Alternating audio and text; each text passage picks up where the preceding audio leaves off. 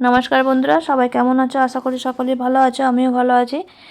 কিছুদিন হলো আমি ভিডিওটা দিতে পারিনি কিছু কারণের জন্য। তো আজকে আবার একটা নতুন ভিডিও নিয়ে এসে গেছি। অবশ্যই আমার পাশে থেকো আর ভিডিওটা অবশ্যই প্রথম থেকে শেষ পর্যন্ত দেখো।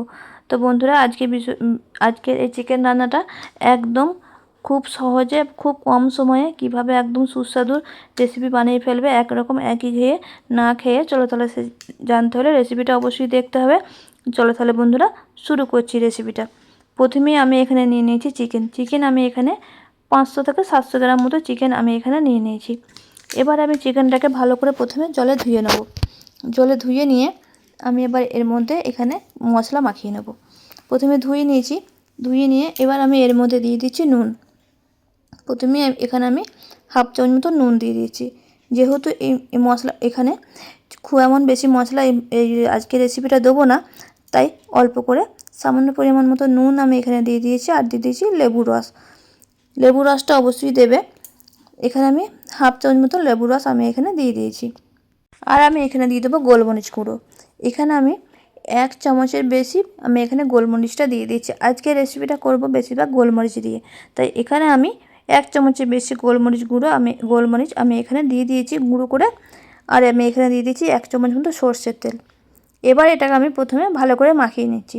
এখানে আমি হলুদ দিয়ে নিই। রান্নাটা আজকে আমি হলুদ ছাড়া রান্নাটা যেহেতু করব, তাই আমি এখানে হলুদ ব্যবহার করে নিই। আমি এখানে নুন, গোলমরিচ গুঁড়ো আর সর্ষের তেল দিয়ে আমি এটাকে মাখিয়ে নিচ্ছি। আর দিয়েছি লেবুর রস। লেবুর রসটা তোমরা অবশ্যই দেবে বন্ধুরা, কেননা অনেক সময় কী হয়, লেবুর রসটা মাখা থাকলে পরে মাংসটা কী হয়, অনেক সময় যদি বেশি সেদ্ধ হয়ে যায় তাহলে অনেক সময় গলে যায়। এই লেবুর রসটা দিলে দেখবে মাংসটা। এবার আমি এখানে চিকেনটাকে আধ ঘন্টার মতো ম্যারিনেট করে রেখে দিয়েছিলাম। আধ ঘন্টার মতো ম্যারিনেট করে অবশ্যই তোমরা রেখে দেবে। যদি হাতে টাইম থাকে তোমরা 1 ঘন্টার মতো রেখে দিতে পারো, তাহলে দেখবে জিনিসটা আরও ভালো হবে।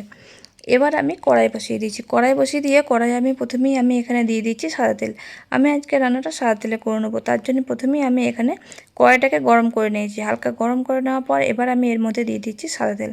সাদা তেল এখানে 2 থেকে 3 চামচ মতো সাদা তেলটাকে দিয়ে প্রথমে আমি সাদা তেলটাকে গরম করে নেবো। এরপর এবার আমি এর মধ্যে দিয়ে দিচ্ছি, দেখো, পেঁয়াজ, আদা। আর আমি এখানে দিয়ে দিচ্ছি এখানে রসুন। এখানে গোটা রসুন, পেঁয়াজ আর আদা। আদাটা এখানে গোটা চলে এসছে, এটাকে আমি তুলে নিচ্ছি। এবার এর মধ্যে আমি আদা কুচি করে নিয়েছি, রসুন আর এখানে বড় সাইজের একটা পেঁয়াজ আমি প্রথমে 1 মিনিটের মতো নেড়ে নিচ্ছি।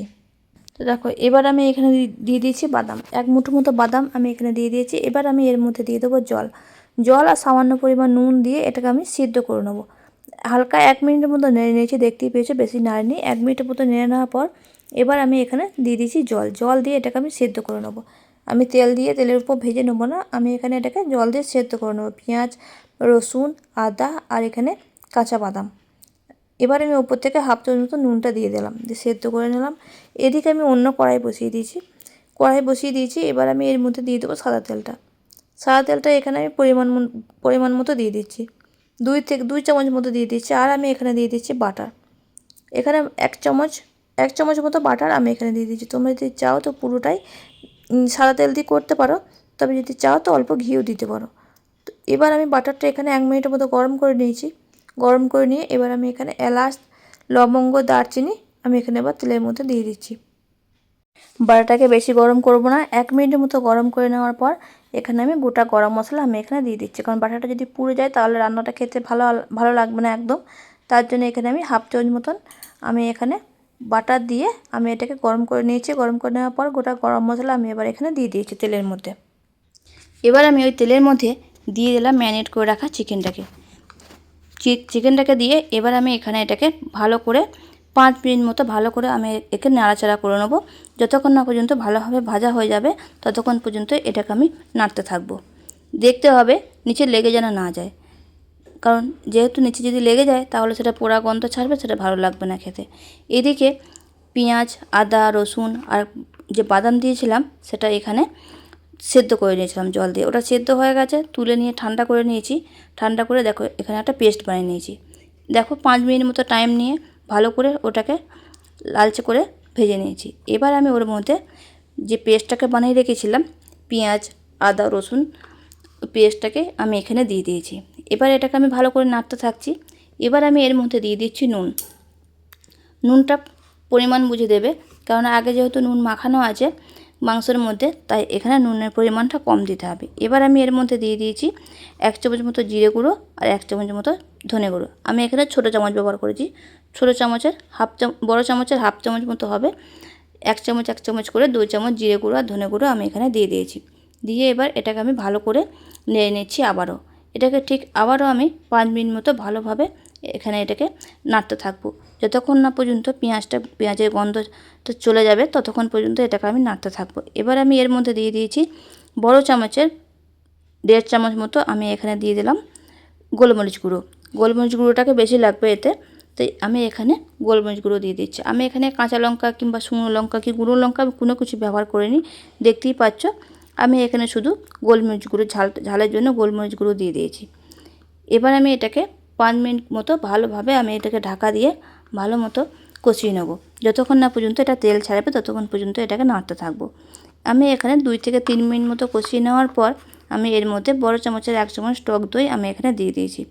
টক দইটাকে দিয়ে এখানে আমি আবারও নাড়তে থাকবো। আমি এটাকে ঢাকা দিয়ে কষিয়ে নিচ্ছি যাতে তাড়াতাড়ি রান্নাটা হয়ে যায়। তবে কিন্তু ঢাকা খুলে মাঝে মাঝে এটাকে নেড়ে দিতে হবে, তা না নিচে লেগে যেতে পারে। যেহেতু বাদাম দেওয়া আছে তাই নিচে লেগে যেতে পারে, তাই ঢাকা খুলে মাঝে মাঝে এটাকে নেড়ে দিতে হবে 1 মিনিট 2 মিনিট অন্তর। এবার আমি ঢাকা খুলে এটাকে নেড়ে নিচ্ছি। দেখো এখানে তেল অনেকটাই এখানে তেল ছেড়ে গেছে অনেকটাই। দেখো আমি এটাকে ঢাকা খুলে আবারও আমি 1 থেকে 2 মিনিট মতো নেড়ে নিচ্ছি। আমি এই মাংসটা জল দিইনি, জল ছাড়াই মাংসটা রান্না করলাম। দেখতেই পেলে কত সুন্দর এবং কম সময়ের মতো রান্নাটা হয়ে গেল। তোমার হয়তো দেখে হয়তো মনে করছো অনেক টাইম লাগছে, না এই রান্নাটা করে দেখবে বেশি টাইম লাগবে না, খুব কম সময়ের মধ্যে রান্নাটা হয়ে যাবে। আর জলও দিইনি, জল ছাড়াই রান্নাটা হয়ে যাবে। এখানে আমি সাদা তেল দিয়েছি আর সামান্য পরিমাণ বাটার আমি দিয়ে দিয়েছি এখানে। তোমরা যদি চাও তো সব শেষে তোমরা এখানে ক্রিম দিয়ে দিতে পারো, যেটা পাওয়া যায় দোকানে। আমি এটা ব্যবহার করিনি, কিংবা দুধের সরও তোমরা এখানে দিয়ে দিতে পারো, তাহলে খেতে আরও ভালো লাগবে। আমার কাছে যেহেতু ক্রিমটা ছিল না তাই আমি ব্যবহার করিনি, তো আমার কাছে সরও ছিল না দুধের, তাই আমি দিইনি। তোমরা যদি লাস্টে এটা ছড়িয়ে দাও উপর থেকে, দেখবে খেতে আরও বেশি ভালো লাগবে। দেখতেই পেলে রান্নাটা কত সুন্দর ও ঝটপট হয়ে গেল। এইভাবে করে তোমরা যদি বাড়িতে বানিয়ে নাও, রুটি, পরোটা, ভাত যার সঙ্গে খাবে খেতে ভীষণই ভালো লাগবে। তো বন্ধুরা, আজকের রেসিপিটা তোমাদের কেমন লেগেছে কিন্তু অবশ্যই কমেন্টে জানাবে। আমি এখানে কোনো বাড়তি মশলা আমি ব্যবহার করিনি, শুধুমাত্র গোলমরিচ গুঁড়োটা বেশি দিয়ে আমি রান্নাটা করেছি। দেখবে ভীষণই ভালো লাগে খেতে। উপর থেকে তোমরা যদি চাও তো ভাজা জিরে গুঁড়ো ছড়িয়ে দিতে পারো। কালারটা তোমাদের দেখিয়ে দিচ্ছি কেমন হয়েছে, দেখো কত সুন্দর কালারটাও হয়েছে। দেখো, আশা করি আজকের রেসিপিটা তোমাদের ভালো লেগেছে। ভালো লেগে তাহলে লাইক শেয়ার করে দিও বন্ধুরা।